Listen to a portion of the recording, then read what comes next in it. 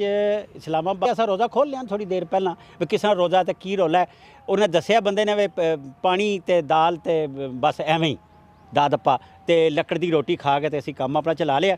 अज मेरे नाल थड़ा सियासत इस्लामाबाद दा बहुत बाखबर सहाफ़ी मुदस्सर इकबाल चौधरी मेरे नाल मौजूद है ते अज असां गल्लां इहदे नाल करनियां ने। यह जिहड़ा इलैक्शन लुक्शन होंदा पिया मुश्तरका इजलास ते फलाना इजलास ते ए इजलास ते इलैक्शन कमीशन ते ये जिहड़े सारे आइनी अहुदे होंदे ने क्या ये सियासतदानां दे जिन्हों कहंदे ने बगल बच्चे बन जाते हैं? इसकी भी गल करांगे। ते तुसीं वैसे फसे कित्थे सो किधर गए सो?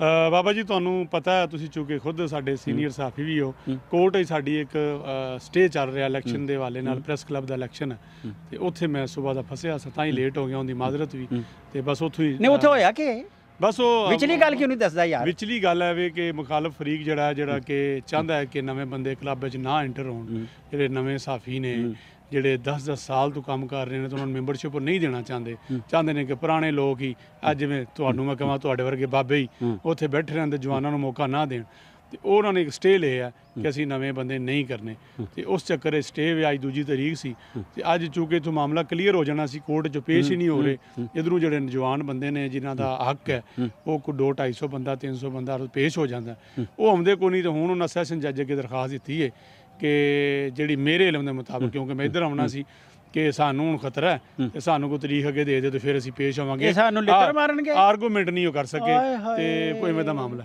ਹੈ। ਇਹ ਕੀ ਰੋਲਾ ਜੀ? ਸੁਣਿਆ ਲਿੱਤਰ ਛਿੱਤਰ ਪੈਣ ਲੱਗ ਪਏ ਨੇ ਬਸ ਐਡਾ ਹੀ ਪੀਚ ਸੀ ਡਰ ਗਏ ਹੋ। ਚਲੋ ਹੁਣ ਦੱਸੋ ਸਾਨੂੰ ਕਿ ਇਹ ਜਿਹੜਾ ਇਲੈਕਸ਼ਨ ਹੋ ਰਿਹਾ ਹੈ और ये अक्तूबर शुरू हो गया है। अक्तूबर भी तो सुनिया जलजिला भी आया सी बाबा जी। ये जलजिला वो तो अक्तूबर च एक ही आया उनके आफ्टर शाक आए लोग कुछ 6 महीने साल बाद संभल गए लेकिन जो हुण जलजिला चल रहा ना पिछले कोई 5 साल तो ही कह लो 4 साल तो जो खान साहब की हुकूमत आई उस तो बाद तू अल्लाह खैर करे PDM आ गई ये जलजिले के नुकसानात ये जलजिले के जो आफ्टर शाक जिन्होंने कहते हैं ना जी वाधू भी जमीन हिलती रहती है ये पाकिस्तानियों को अगले कम अज़ कम 15 साल बर्दाश्त करने पैने ने क्योंकि हुण ये जी जंग है ना ये कोई पाकिस्तानियों से जंग कोई नहीं ये पाकिस्तान की मैशत से जंग कोई नहीं ये जंग बन गई है ना दी ये जंग बन गई है जिद दी ये जंग बन गई है इकतदार ते इख्तियार दी। खान साहब 3.5 साल कढ़न के बावजूद उन्होंने हुकूमत कोई एडी चंगी नहीं रही को उन्होंने कोई कारनामे नहीं सारे अंजाम दिते कि उन्होंने कहा जे कि तुसीं उड़ के वापस आ जाओ लेकिन जिस तरीके नाल PDM ने आके हुकूमत की थी उन्हें वो खान साहब के दुख दर्द भुलाते ते नवे दुख दर्द लाते। हुण दोवें पार्टियां ये चाहदियां ने कि असीं किसी तरीके इख्तियार च आ जाइए इकतदार च आ जाइए तो यो ही दौड़ है। इलैक्शन लुक्शन वाली कहानी कोई नहीं इलैक्शन खान साहब जित के भी आ जान ते मैनू तुसीं दसो इस मुल्क चो की कर लैणगे? ऐसा किहड़ा जादू दा चिराग की करदे ने पे ये साल होर लै लैणगे ते मैं ना इन्ना भी कुछ नहीं जे करना ते करना करना उन्हां ही है जिहड़े इस मुल्क दे वाली वारिस ने ओही करना पे ने उन्हां नूं कोई तरीका पता है उन्हां दे कोल कोई उन्हां ने अपने कोल लिख पढ़ के रखी शै। कौन वाली वारिस है? भाई पाकिस्तान जिन्ना बनाया वही वाली वारिस ने तुसीं ते मैं असां तुसां ही करना है ना बनाया है वगाड़िया है भाई ये तो वेखो हुण तुसीं तुहानूं पता होएगा तुसीं साडे तो पहलां इत्थे आए सो ते लगदा 1947 च तुसीं किते इत्थे आ गए सो ये तुहानूं पता ना सानूं तो तुसां इंदा दित्ता ते असीं तो कोशिश करने पे कि संभाल लईए ते बाबा जी जिन्हां दा मुल्क है ना वो मुल्क नूं अपने हिसाब नाल उन्हां कुछ लैणा खिच छड्डियां ने उस लैणा खिच्चण च इलैक्शन वाली कहानी भी है। इलैक्शन आईनी तरीके दे नाल 3 अप्रैल नूं हो जाने चाहिए सन लेकिन ਜਿਹੜੀ दूसरा मामला है उस मामले PDM भी ठीक है कि एक पासे तुसी मरदमशुमारी मुकम्मल हो जे ते तुसी वो इलैक्शन कराओ दूजे पासे अजे ना मुकम्मल होंदे रिजल्ट को नहीं तुसी सूबियां चो करा दिओ। ये समझो एक ऐसा अमल है या तो सारे इलैक्शन 3 अप्रैल नूं ही हो जाते पूरे पाकिस्तान। अच्छा जनरल इलैक्शन हाँ जनरल इलैक्शन हो जाते तो चलो हुण 2 सूबियां जिवें PTI कहती है सारी गल ज़्यादा स्टेक ते ज़्यादा ख्वाहिश ते ज़्यादा नुकसान या फायदा होंदा ही है तो उन्होंने अगर ये पहला करा देन ये तो अगों आने वाली नस्लों वास्ते इंज ही हो जाना है कि पंजाब ते जिहड़े KP है खैबर पख्तूनख्वा इनके इलैक्शन हर वारी कुछ 6 महीने पहला होण करनगे ते जिहड़ा इत्थे जे करेगा वो आटोमैटिकली अगलियां जिहड़ियां सीटां होण करनगे जनरल च अपना बाबा जी वो असर सूख इस्तेमाल करे। दुनिया च होंदे रहिंदे ने इलैक्शन सारे साल ही होंदे रहिंदे ने इंडिया च भी अमेरिका च भी होंदे ही रहिंदे ने बाबा जी। वो दुनिया ये पाकिस्तान है पाकिस्तान दुनिया तो बड़ा वखरा जिहा मुल्क है इत्थे कोई भी तुसी गल कहो वो सीधी नहीं तुसी किसी भी शोबे जाओ तुसी ते सियासतदानां दी जान नूं रोंदे हो ना तुसी किसी शोबे जाओ अज मैनूं नहीं पता तुसां मेरे तो पहला पुलिस वाले दा की इंटरव्यू लिया ਲੇਕਿਨ ਸੁਣ ਕੇ ਸਾਰੀ ਗੱਲ ਇਹ ਵੀ ਕਿਸੇ ਦਾ ਭਰਾ ਪੁੱਤਰ ਬੱਚਾ ਅੱਬਾ ਹੋਵੇਗਾ ਨਾ ਤੇ ਤੁਹਾਨੂੰ ਵੀ ਤਕਲੀਫ ਹੋਈ ਹੋਵੇਗੀ ਕਿ ਯਾਰ ਇਹ ਬੰਦਾ ਕੋਈ ਰੁਪਈਆ ਲੱਖ ਸਵਾ ਲੱਖ ਨੌਕਰੀ ਦੀ ਤਨਖਾਹ ਲੈਂਦਾ ਹੀ ਹੋਵੇਗਾ, ਵਰਦੀ ਪਾ ਕੇ ਖਲੋਤਾ ਹੀ ਹੈ, ਤੇ ਲੇਕਿਨ ਉਹਦਾ ਖਾਣ ਪੀਣ ਦਾ ਉਹਦਾ ਰਹਿਣ ਦਾ ਕਿੱਡਾ ਮਜਬੂਰ ਹੈ ਕਿ ਤੁਹਾਨੂੰ ਦੱਸ ਕੇ ਗਿਆ ਹੈ ਕਿ ਮੈਂ ਰੋਜ਼ਾ ਦਾਲ ਨਾਲ ਖੋਲਿਆ, ਸੁੱਕੀ ਪਾਪੜੀ ਜੀ ਰੋਟੀ ਨਾਲ ਖੋਲਿਆ। ਤੁਸੀਂ ਕਹਿਣਾ ਖੋਲਿਆ ਜਰਾ ਦੱਸਣਾ ਬਾਬਾ ਜੀ। ਮੈਂ ਵੀ ਮੈਂ ਸਗੋਂ ਰਾਤੀ ਕੱਲ ਇੱਕ ਪ੍ਰੋਗਰਾਮ ਵੀ ਕੀਤਾ ਹੈ ਤੇ ਮੈਂ ਜਿਵੇਂ ਦਾ ਖੋਲਿਆ, ਚਲੋ ਰੋਜ਼ਾ ਤੇ ਸਾਡੇ ਤੇ ਫਰਜ਼ ਹੈ, ਅਸੀਂ ਉਹਨੂੰ ਇਸਲਾਮੀ ਸ਼ਾਰ ਦੇ ਮੁਤਾਬਿਕ ਖੋਲਦੇ ਸੁਣੇ ਖੁੱਲ ਜਾਂਦੀ ਹੈ। ਮੈਂ ਨਾ ਬਈ ਇਹ ਤੁਸੀਂ ਗੱਲ ਸੁਣੋ ਨਾ, ਖੁੱਲ ਜਾਣ ਵਾਲੀ ਕਿਹੜੀ ਗੱਲ ਹੈ ਬਾਬਾ ਜੀ ਕਿ ਤੁਸੀਂ ਮੈਂ ਜ਼ਰਾ ਥੋੜੇ ਤੁਹਾਡੇ ਲਫ਼ਜ਼ ਚੂੰਕਿ ਡਾਢੇ ਹੁੰਦੇ ਨੇ ਤੇ ਮੈਂ ਮੁਨਾਸਬ ਲਫ਼ਜ਼ਾਂ 'ਚ ਕਹਾਂਗਾ ਕਿ ਆਵਾਮ ਨੂੰ ਚੀਰ ਫਾੜ ਕੇ ਰੱਖ ਦਿੱਤਾ ਹੈ ਕਿ ਤੁਸੀਂ ਕੱਲ ਮੈਂ ਰੇਟ ਦੱਸਣਾ ਜ਼ਰਾ ਰੇਟ। ਕੱਲ ਜਿਹੜਾ ਕੇਲੇ ਦਾ ਰੇਟ ਹੈ, ਹਾਲਾਂਕਿ ਮੈਂ ਇਸਲਾਮਾਬਾਦ ਦੇ ਨਵਾਈ ਇਲਾਕੇ 'ਚ ਰਹਿਣਾ, ਇਸਲਾਮਾਬਾਦ ਦੇ ਪੋਸ਼ ਇਲਾਕੇ 'ਚ ਨਹੀਂ ਮੈਂ ਰਹਿੰਦਾ, ਤੇ ਬਾਬਾ ਜੀ ਉੱਥੇ ਕੇਲੇ ਦੀ ਸੂਰਤ ਹਾਲ ਹੈ ਸੀ ਕਿ 400 ਦਾ ਕੇਲਾ ਦਰਜਨ ਸੀ, ਸਟ੍ਰਾਬੇਰੀ ਜਿਹੜੀ ਸੀ ਉਹ 350 ਦੀ ਦਰਜਨ ਸੀ, ਜਿਹੜੀ ਅਗਲਾ ਮੈਂ 220 ਦੀ ਲਈ ਹੈ। ਸੇਬ ਜਿਹੜਾ ਚਿੱਟੇ ਰੰਗ ਦਾ ਸੇਬ ਹੈ, ਅੱਜ ਜਿਹਨੂੰ ਸਕੂਲਾਂ ਦੇ ਬਾਹਰ ਨਹੀਂ ਪਿੰਡਾਂ ਦੇ ਬਾਹਰ ਸਕੂਲ ਹੁੰਦੇ ਨੇ ਤੇ ਉਹਦੇ 'ਚ ਫਰੂਟ ਚਾਰਟ 'ਚ ਪਾ ਕੇ ਤੋਂ ਕਹਿੰਦੇ ਨੇ ਸੇਬ ਪਾਏ ਨੇ ਬਾਬਾ ਜੀ, ਉਹ 350 ਰੁਪਏ ਕਿਲੋ ਸੀ। ਤੇ ਨਿੱਕਾ ਨਿੱਕਾ ਜਿਹੜਾ ਸੇਬ ਹੈ, ਨਿੱਕਾ ਸੇਬ ਮੈਂ ਉਹਦੀ ਗੱਲ ਕਰ ਰਿਹਾ, ਤੇ ਮੇਰਾ ਕੈਮਰਾਮੈਨ ਮੈਨੂੰ ਸਗੋਂ ਇਸ਼ਾਰਾ ਕਰ ਰਿਹਾ ਕਿ ਭਾਈ ਜੀ 400 ਦਾ ਸੀ, ਜਿਹੜੇ ਸੇਬ ਦੀ ਮੈਂ ਅਗਲੀ ਗੱਲ ਕਰਨ ਲੱਗਾ ਉਹ 550 ਦਾ ਸੀ। ਮਤਲਬ ਜਿਹੜਾ ਤੁਸੀਂ ਖਾਣ ਦੇ ਕਾਬਲ ਕਹਿ ਲਓ ਜਾਂ ਕਿਸੇ ਦੇ ਅੱਗੇ ਰੱਖਣ ਦੇ ਕਾਬਲ ਹੈ, ਤੇ ਜਿਹੜਾ ਖਰਬੂਜ਼ਾ ਜਿਹਦੇ 'ਚ ਨਾ ਖੁਸ਼ਬੂ ਤੇ ਨਾ ਉਹਦੀ ਬੋ, ਮਸਲਨ ਦਰਮਿਆਨਾ ਜਿਹਾ ਤੇ ਨਾ ਮਿੱਠਾ, ਉਹ 150 180 ਰੁਪਏ ਕਿਲੋ ਸੀ। ਕੱਦੂ ਉਹ ਕੱਲ ਬਾਬਾ ਜੀ 300 ਰੁਪਏ, ਮਤਲਬ ਕਿ ਇੱਕ ਤਬਾਹੀ ਕੋਈ ਪੁੱਛਣ ਵਾਲਾ ਨਹੀਂ। ਇਹਦੇ 'ਚ ਹੁਣ ਮੈਨੂੰ ਦੱਸੋ ਸਿਆਸਤਦਾਨਾਂ ਦਾ ਬਿਊਰੋ ਕਿਸੇ ਦਾ ਇਹਦੇ 'ਚ ਬਾਬਾ ਜੀ ਕਸੂਰ ਹੈ, ਇਹਦੇ 'ਚ ਕਸੂਰ ਕੁਛ ਕਸੂਰ ਬਾਬਾ ਜੀ ਰੇਟ ਕੌਣ ਪੁੱਛੇਗਾ ਜੀ, ਮੈਂ ਨਾ ਕੁਛ ਕਸੂਰ ਸਾਡੇ ਆਪਣੇ ਵੀ ਨੇ। ਪਹਿਲੀ ਗੱਲ ਬਾਬਾ ਜੀ, ਸਾਡੀ ਜਿਹੜੀ ਲੋਕਲ ਇੰਤਜ਼ਾਮੀਆ ਉਹ ਮੈਂ ਕੱਲ ਲਿਖਿਆ ਸੀ ਕਿ ਇੰਨਾ ਲਿਲਾਹਿ व ਇੰਨਾ ਇਲੈਹਿ ਰਾਜਿਊਨ ਤਕਰੀਬਨ ਫੌਤ ਹੋ ਗਈ। ਦੇਖੋ ਉਹਨਾਂ ਦੀ ਕੋਈ ਡਿਊਟੀ ਹੈ, ਉਹਨਾਂ ਦੇ ਕੋਈ ਮਾਮਲਾਤ ਨੇ, ਉਹਨਾਂ ਨੂੰ ਬਾਬਾ ਜੀ ਕਿਤੇ ਚੈੱਕ ਤੇ ਕਰਨਾ ਨਾ। ਤੁਹਾਨੂੰ ਕਿਧਰੇ ਨਜ਼ਰ ਆਇਆ ਹੋਵੇ ਕਿ ਕਿਸੇ ਦੱਸਿਆ ਵੀ ਹੋਵੇ ਕਿ ਲੋਕਲ ਬੰਦਾ ਜਾਂ ਲੋਕਲ ਇੰਤਜ਼ਾਮੀਆ ਦਾ ਬੰਦਾ ਆ ਕੇ ਉੱਥੇ ਖਲੋਤਾ ਤੇ ਉਹਨੇ ਚੈੱਕ ਕੀਤਾ? ਕਿਧਰੇ ਵੀ ਨਹੀਂ। ਦੂਜੀ ਗੱਲ ਕੋਈ ਕੁਆਲਿਟੀ, ਕੱਲ ਮੈਂ ਨਾ ਜੀ ਆਵਾਮ ਵੀ ਮੈਂ ਅਗਲੀ ਗੱਲ ਆਵਾਮ ਦੀ ਕਰ ਲਾਂਗਾ। ਉਹ ਭਾਈ ਅੱਲਾ ਦੇ ਬੰਦਿਓ, ਜੇ ਤੁਹਾਨੂੰ ਜੋ ਪਤਾ ਹੈ ਸ਼ੈਵਾਂ ਮਹਿੰਗੀਆਂ ਨੇ ਤੇ ਜੇ ਨਾ ਖਾਓਗੇ ਤਾਂ ਕੋਈ ਫਰਕ ਪੈਣਾ।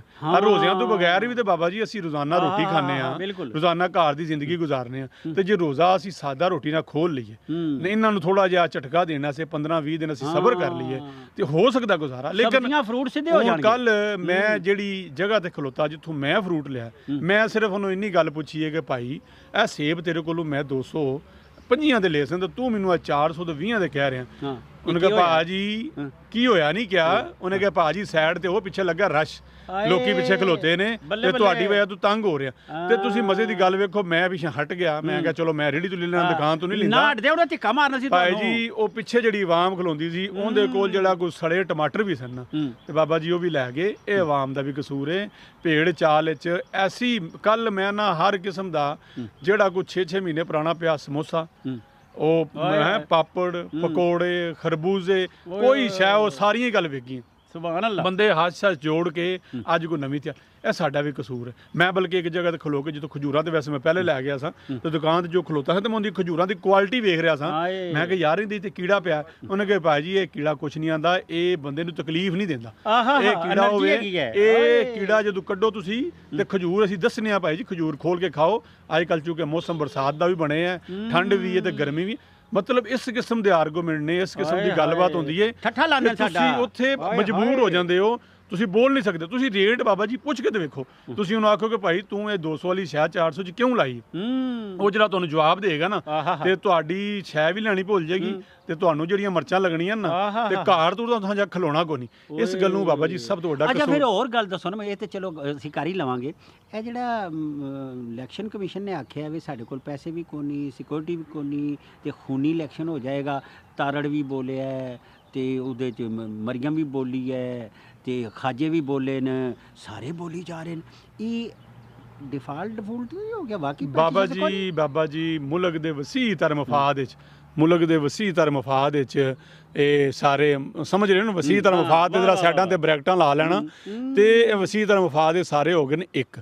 ਤੇ ਗੱਲ ਇਲੈਕਸ਼ਨ ਕਮਿਸ਼ਨ ਦੀ ਅਗਰ ਟੈਕਨੀਕਲੀ ਵੇਖੀ ਜੇ ਨਾ ਸਹੀ ਹੈ ਵੀ ਪੈਸੇ ਦੇਣੇ ਨੇ ਖਜ਼ਾਨੇ ਵਾਲਿਆਂ ਨੇ, ਉਹ ਪੈਸੇ ਨਹੀਂ ਦੇ ਰਹੇ। ਸਿਕਿਉਰਿਟੀ ਦੇਣੀ ਹੈ ਜਾਂ ਫੌਜੀਆਂ ਨੇ ਤੇ ਜਾਂ ਵਜ਼ਾਰਤ ਦਾਖਲਾ ਨੇ, ਉਹ ਕਹਿੰਦੇ ਨੇ ਅਸੀਂ ਮਸਰੂਫ ਹਾਂ, ਮੁਲਕ ਦੇ ਹਾਲਾਤ ਕੋ ਨਹੀਂ। ਤੇ ਬਾਕੀ ਜਿਹੜੇ ਤੁਹਾਡੇ ਰਿਟਰਨਿੰਗ ਅਫਸਰ ਨੇ ਜਿਨ੍ਹਾਂ ਨੇ ਤੁਹਾਡੇ ਵੋਟ ਕਾਊਂਟ ਕਰਨੇ ਕਰਨਾ, ਉਹ ਜੱਜ ਕਹਿੰਦੇ ਨੇ ਸਾਡੇ ਕੋਲ ਕੋਈ ਨਹੀਂ, ਉਹ ਵੀ ਮਸਰੂਫ ਨੇ ਕੇਸ ਤੇ ਕੇਸ ਸੁਣੀ ਜਾਂਦੇ ਨੇ। ਤੇ ਫਿਰ ਕੀ ਕਰੀਏ ਭਾਈ? ਕਰੋ ਕੀ, ਸਬਰ ਕਰੋ, ਸ਼ੁਕਰ ਕਰੋ, ਰੋਜ਼ੇ ਰੱਖੋ, ਤੇ ਆ ਜਿਹੜੀ ਤੁਹਾਨੂੰ ਮੈਂ ਗੱਲਾਂ ਦੱਸੀਆਂ ਨੇ ਤੇ ਅਮਲ ਕਰੋ ਕਿ ਕਿਸੇ ਨੂੰ ਪੁੱਛੋ ਕੁਛ ਨਾ। ਨੂੰ ਦੇ ਦਈਏ, ਜੱਜਾਂ ਨੂੰ ਦੇ ਦਈਏ, ਕਿਹਨਾਂ ਨੂੰ ਦੇ ਦਈਏ? ਹਕੂਮਤ ਕੋਈ ਟੈਕਨੋਕ੍ਰੇਟ? ਬਾਬਾ ਜੀ ਗੱਲ ਸੁਣੋ, ਨਾ ਤੁਸੀਂ ਦੇ ਸਕਦੇ ਹੋ ਤੇ ਨਾ ਦੇ ਸਕਣਾ ਮੈਂ।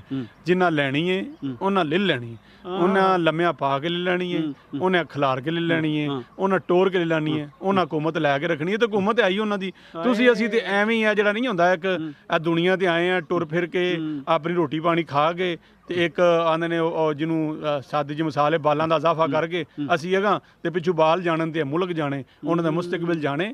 ਗੱਲ ਹੈ ਬਾਬਾ ਜੀ, ਇਸ ਮੁਲਕ ਨੂੰ ਇੱਕ ਤਗੜੀ ਰਿਫਾਰਮ, ਇੱਕ ਤਗੜੀ ਜਿਹੜੀਆਂ ਨੇ ਨਾ ਹਿਲਚਲ ਦੀ ਜ਼ਰੂਰਤ ਹੈ। ਇਨਕਲਾਬ ਹਿਲਚੁਲ ਵਾਸਤੇ ਕੁਰਬਾਨੀ ਦੇਣੀ ਪੈਣੀ ਹੈ, ਤੇ ਕੁਰਬਾਨੀ ਆਮ ਬੰਦਾ ਤੇ ਦਿੰਦਾ ਹੀ ਪਿਆ। ਉਹਨੂੰ ਤੇ ਦਿੰਦਿਆਂ ਮਸਲਾ ਕੋਈ ਨਹੀਂ, ਉਹ ਤੇ ਵਿਚਾਰਾ ਦੇ ਦੇਗਾ। ਉਹ ਕਦੀ ਇਹ ਮਹਿੰਗਾਈ ਦੇ ਚੱਕਰ ਦੇ ਦਿੰਦਾ, ਕਦੀ ਦਹਿਸ਼ਤਗਰਦੀ ਦੇ ਚੱਕਰ ਦੇ ਦਿੰਦਾ, ਤੇ ਕਦੀ ਆਪਣੇ ਬਾਲ ਬੱਚੇ ਨੂੰ ਭੁੱਖਾ ਵੇਖ ਕੇ ਛਾਲ ਮਾਰ ਕੇ ਦੇ ਦਿੰਦਾ। ਉਹ ਤੇ ਦੇ ਰਿਹਾ।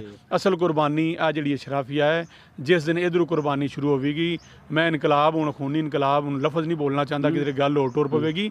ਇਸ ਮੁਲਕ ਵਿੱਚ ਉਹਨਾਂ ਨੇ ਇਨਕਲਾਬ ਚਾਹੀਦਾ, ਹਰ ਸ਼ੋਬੇ 'ਚ ਉਹ ਤੁਹਾਨੂੰ ਹਿਲਚੁਲ ਚਾਹੀਦੀ ਹੈ। ਕਾਨੂੰਨ ਤਬਦੀਲ ਹੋਣ ਵਾਲੇ ਨੇ, ਅੰਗਰੇਜ਼ ਦੇ ਕਾਨੂੰਨ ਚੱਲ ਰਹੇ ਨੇ, ਦੁਨੀਆ ਚੰਦ ਤੇ ਪਹੁੰਚ ਗਈ ਏ। ਅਸੀਂ ਚੰਦ ਅਰਬ ਡਾਲਰ ਵਾਸਤੇ ਅਸੀਂ ਲੋਕਾਂ ਕੋਲ ਤਰਲੇ ਮਿੰਨਤਾਂ ਪੇ ਕਰਨੇ ਆ, ਤੇ ਲੋਕਾਂ ਦੇ ਰਿਜ਼ਰਵ ਜਿਹੜੇ ਨੇ ਉਹ ਅਸੀਂ ਵੇਖੋ ਨਾ ਹੁਣ ਇੰਡੀਆ ਨਾਲ ਮੱਥਾ ਲਾਣੇ ਆ। ਇਹ ਕਿੱਡੀ ਤਲਖ ਗੱਲ ਹੈ। ਅਸੀਂ 3-4 ਅਰਬ ਡਾਲਰ ਵਾਸਤੇ ਲੋਕਾਂ ਨੂੰ ਹੱਥ ਪੈਰ ਮਾਰਨੇ ਆ ਕਿ ਸਾਨੂੰ ਕੁਝ ਲੱਭ ਜੇ। ਤੇ ਬਾਬਾ ਜੀ ਉਹ 400 ਅਰਬ ਡਾਲਰ ਦੀ ਇਕਾਨਮੀ ਹੈ, ਤੇ ਅਸੀਂ ਕਿੱਥੇ ਖਲੋਤੇ ਆ? ਇਹਦੇ ਵਾਸਤੇ ਇੱਕ ਇਨਕਲਾਬ ਦੀ ਲੋੜ ਹੈ, ਜਿੰਦੇ ਵਿੱਚ ਨਾ ਜਿਹਨੂੰ ਆਂਦੇ ਨਾ, ਜਿਹਨੂੰ ਨਹੀਂ ਲੱਭਦੀ ਤੇ ਜਿੰਦੇ ਕੋਲ ਹੈ ਵੇ, ਉਹਨੇ ਉਹਨੂੰ ਲੰਮਿਆਂ ਪਾਣਾ ਤੇ ਲੰਮਿਆਂ ਪਾ ਕੇ ਉਹਨੇ ਆਪਣਾ ਹਿੱਸਾ ਖੋਹ ਲੈਣਾ, ਤੇ ਉਹਦੀ ਤਬੀਅਤ ਸੈੱਟ ਕਰਕੇ ਆਉਣੀ। ਤੇ ਬਾਬਾ ਜੀ ਫਿਰ ਹੋਣਾ ਇਨਕਲਾਬ, ਫਿਰ ਕੋਈ ਲੀਡਰ ਨਿਕਲਣਾ ਹੈ। ਆ ਮੌਜੂਦਾ ਸੂਰਤ ਹਾਲ 'ਚ ਨਾ ਕੋਈ ਲੀਡਰ ਜੇ, ਨਾ ਕੋਈ ਕਹਾਣੀ ਜੇ, ਸਭ ਨੇ ਚੂਰਨ ਬਣਾਇਆ ਜੇ। ਇਕਤਦਾਰ ਤੇ ਇਖਤਿਆਰ ਦੀ ਜੰਗ ਏ, ਅਨਾਹ ਦੀ ਜੰਗ ਏ, ਤੇ ਅਨਾਹ ਦੀ ਜੰਗ 'ਚ ਇਹ ਜਿਹੜੀ ਕਹਾਣੀ ਹੋ ਰਹੀ ਹੈ ਇਹ ਤੁਹਾਡੇ ਸਾਹਮਣੇ। ਅੱਛਾ, ਆਖਰੀ ਗੱਲ ਹੈ ਜਿਹੜੀ ਜੱਗੀ ਤੁਸੀਂ ਅਨਾਹ ਤੇ ਚੂਰਨ ਦੀ ਗੱਲ ਕੀਤੀ ਹੈ। ਚੂਰਨ ਵੇਚਦਾ ਇੱਕ ਬੰਦਾ ਹੋਰ ਅਹਿਮਦਵੀਰ ਨੂੰ ਵੇਚਿਆ ਤੇ ਸ਼ਾਇਦ ਮੇਤਲੇ ਨੂੰ ਵੇਚਿਆ। ਆਦੇ ਨੂੰ ਉਹੀ ਖਾ ਗਿਆ, ਲੁੱਟ ਗਿਆ, ਤੇ ਅੱਜ ਉਹ ਨੇਕ ਬਣੀ ਜਾ ਰਿਹਾ। ਆਦਾ ਮੇਰਾ ਤੇ ਕੋਈ ਕਸੂਰ ਹੀ ਨਹੀਂ। ਬਾਬਾ ਜੀ ਵੇਖੋ ਕਸੂਰ ਤੇ ਸਾਰਿਆਂ ਦਾ ਹੈ। ਜੇ ਬਾਜਵੇ ਦਾ ਕਸੂਰ, ਜੇ ਬਾਜਵੇ ਦਾ ਕਸੂਰ ਹੈ ਨਾ, ਤੇ ਬਾਜਵੇ ਦੇ ਨਾਲ ਟੁਰਨ ਵਾਲਿਆਂ ਦਾ ਵੀ ਕਸੂਰ ਹੈ। ਵੇਖੋ ਗੱਡੀ ਚੱਲ ਰਹੀ ਹੈ ਨਾ, ਸਵਾਰੀਆਂ ਜਾਣੀਆਂ, ਤੁਹਾਨੂੰ ਜੋ ਪਤਾ ਗੁਜਰਾਤ ਜਾਣੀ ਹੈ, ਤੇ ਇਹ ਉਹ ਤੁਹਾਨੂੰ ਵਾਅਦਾ ਮਾਰ ਰਿਹਾ ਗੁਜਰਾਤ ਦੀਆਂ, ਬੋਰਡ ਉਸ ਲਾਇਆ ਖਾਰੀਆਂ ਦਾ, ਤੇ ਤੁਹਾਨੂੰ ਬਹਿਣ ਤੋਂ ਪਹਿਲਾਂ ਸੋਚਣਾ ਚਾਹੀਦਾ ਨੇ ਕਿ ਇਸ ਕੰਜਰ ਨੇ ਗੁਜਰਾਤ ਜਾਣਾ ਕਿ ਨਹੀਂ ਜਾਣਾ। ਗੱਲ ਹੈ ਵੇ, ਤੇ ਜੇ ਬਾਜਵਾ ਗਲਤ ਸੀ, ਜੇ ਮਾਮਲਾ ਤੁਹਾਡੇ ਗਲਤ ਸੀ, ਤਾਂ ਤੁਹਾਨੂੰ ਟਾਈਮੋ ਟਾਈਮ ਛੱਡ ਦੇਣਾ ਚਾਹੀਦਾ ਸੀ ਨਾ। ਤੁਹਾਨੂੰ ਜੋ ਪਤਾ ਲੱਗ ਗਿਆ ਪਹਿਲੇ 4 ਮਹੀਨਿਆਂ 'ਚ ਕਿ ਬਈ ਮੇਰੇ ਤੇ ਗੱਲਬਾਤ ਕੋਈ ਨਹੀਂ, ਕਹਾਣੀ ਚਲਾਉਂਦੇ ਨੇ ਉਹ। ਹੁਣ ਜਦੋਂ ਲੱਭਦਾ ਹੋਵੇ ਹਲਵਾ, ਜਦੋਂ ਲੱਭਦਾ ਹੋਵੇ ਰੋਟੀ ਪਾਣੀ ਹੈ, ਮਾਲ ਮੁੱਦਾ ਸਭ ਕੁਛ, ਤੇ ਬਾਬਾ ਜੀ ਉਦੋਂ ਲੱਗੋ ਤੁਸੀਂ ਮੈਨੂੰ ਚੰਗੇ। ਤੇ ਜਿਸ ਦਿਨ ਤੁਸੀਂ ਮੈਨੂੰ ਆਖੋ ਕਿ ਬਈ ਅੱਜ ਰੋਟੀ ਮੈਂ ਦੇਣੀ ਹੈ ਕੈਮਰਾਮੈਨ ਨੂੰ, ਬਾਬਾ ਜੀ ਤੁਸੀਂ ਭੁੱਖੇ ਹੀ ਜਾਣਾ ਤੇ ਰੋਜ਼ਾ ਆਪਣਾ ਖੋਲਣਾ, ਤੇ ਮੈਨੂੰ ਲੱਗੋਗੇ ਤੁਸੀਂ ਭੈੜੇ। ਇੱਥੇ ਕਹਾਣੀ ਸਿਰਫ ਬਾਜਵੇ ਵਾਲੀ ਇੰਨੀ ਹੈ। ਬਾਜਵੇ ਵਾਲੀ ਗੱਲਾਂ ਵੀ ਠੀਕ ਨੇ, ਤੇ ਜਿਹੜੇ ਲੋਕ ਨਾਲ ਰਲੇ ਨੇ, ਇਹ ਉਹਨਾਂ ਨੂੰ ਸੋਚਣਾ ਚਾਹੀਦਾ ਸੀ ਉਦੋਂ ਕਿ ਭਾਈ ਇਹ ਜਿਹੜਾ ਮਾਮਲਾ ਹੈ, ਇਹ ਜਿਹੜੀ ਕਹਾਣੀ ਹੈ, ਇਹ ਗਲਤ ਹੈ। ਅਸੀਂ ਛੱਡ ਕੇ ਆਵਾਮ ਕੋਲ ਜਾਈਏ ਤੇ ਆਵਾਮ ਨੂੰ ਹਕੀਕਤ ਦਸੀਏ। ਉਦੋਂ ਬਾਬਾ ਜੀ ਲੈਂਦੇ ਰਹੇ ਨੇ ਸਾਰੇ ਸਵਾਦ, ਤੇ ਹੁਣ ਉਹ ਸਵਾਦ ਬਾਜਵਾ ਵਾਰੀ ਖੋਲੀ ਜਾ ਰਿਹਾ। ਚਾਹੇ ਉਹਦੇ 'ਚ ਇਮਰਾਨ ਖਾਨ ਹੋਵੇ, ਚਾਹੇ ਉਹਦੇ 'ਚ ਨਵਾਜ਼ ਸ਼ਰੀਫ ਹੋਵੇ, ਚਾਹੇ ਉਹਦੇ 'ਚ ਜੱਜ ਹੋਣ, ਤੇ ਚਾਹੇ ਉਹਦੇ 'ਚ ਹੁਣ ਬਿਊਰੋਕਰੇਟ ਨਾਲ ਜਰਨਲਿਸਟ ਜੀ ਤਬਾਹੀ ਹੋਈ ਪਈ ਹੈ। ਤੇ ਇਸ ਗੱਲੋਂ ਬਾਬਾ ਜੀ ਹਰ ਸ਼ੋਬੇ 'ਚ ਜਿਵੇਂ ਆਂਦੇ ਅੰਨੀ ਪਈ ਹੈ, ਤੇ ਜਦੋਂ ਅੰਨੀ ਪਈ ਹੋਵੇ ਤੇ ਅੰਨਿਆਂ ਦਾ ਕੋਈ ਵਾਲੀ ਵਾਰਸ ਨਹੀਂ ਹੁੰਦਾ। ਅੰਨਿਆਂ ਦਾ ਵਾਲੀ ਵਾਰਸ ਉਦੋਂ ਹੀ ਹੁੰਦਾ ਜਦੋਂ ਵਿੱਚ 1-2 ਵੇਖਣ ਵਾਲੇ ਵੀ ਹੋਣ। ਹੁਣ ਇੱਥੇ ਜਿਹੜੇ ਵੇਖਣ ਵਾਲੇ ਨੇ ਉਹਨਾਂ ਜਾਣ ਬੁੱਝ ਕੇ ਅੱਖਾਂ ਬੰਦ ਕਰ ਲਈਆਂ ਨੇ ਕਿ ਇਸ ਅੰਨਾਗਿਰੀ 'ਚ ਸਾਨੂੰ ਤਾਂ ਕੁਝ ਦਿਸਦਾ ਨਾ, ਅਸੀਂ ਤੇ ਆਪਣਾ ਮਾਲ ਲਵੀਏ, ਆਪਣਾ ਬਾਲ ਬੱਚੇ ਨੂੰ ਸਿੱਧਾ ਕਰੀਏ, ਬਾਕੀ ਅੰਨੇ ਆਪਸ ਟੱਕਰਾਂ ਮਾਰ ਮੁਰ ਕੇ ਸਿੱਧੇ ਹੋ ਹੀ ਜਾਣਗੇ। ਹਾਂਜੀ, ਥੜਾ ਸਿਆਸਤ ਵੇਖਿਆ ਤੁਸੀਂ? ਅੱਜ ਅਸੀਂ ਟ੍ਰੇਲ 5 ਤੇ ਆ ਗਿਆ, ਤੇ ਇੱਥੇ ਵੇਖਿਆ ਅਸੀਂ ਲੋਕ ਕੀ ਕਰਦੇ ਨੇ ਪਏ। ਉਹ